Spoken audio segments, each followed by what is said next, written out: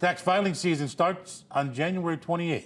If you relied on help from the IRS in the past, you're in for a tougher time this year. All but the most basic services are closed due to the shutdown. As KITV4's Diane tells us, this is a boost in business for tax preparers. The offices of tax relief services are going to be busy this season.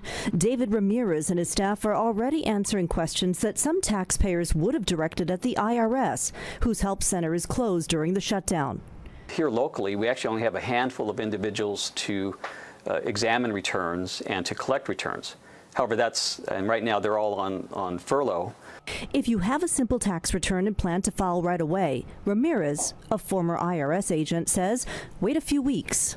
In the past, when they've opened up electronic filing for the first few days, I mean, there are some complications because they've had to switch everything over from the next year. In this case, in addition to that, we've now had the government shutdown, which could complicate it. Ramirez expects there will be many questions this season due to President Trump's tax law.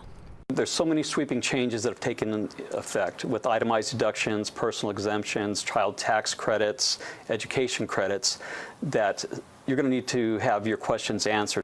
Live telephone assistance is not available at this time. When you call the IRS, a recording tells you to check with your tax preparer or go to the IRS website.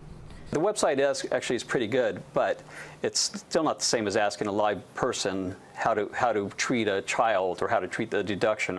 Some tax preparers say they're expecting a boost in business of up to 25% this year because of the shutdown. The IRS called in 46,000 workers to process tax forms and issue refunds, but Ramirez says he and his colleagues have concerns over the quality of that work. You can imagine if somebody coming in to work that's being forced to work and not being paid is not going to be very happy to start with.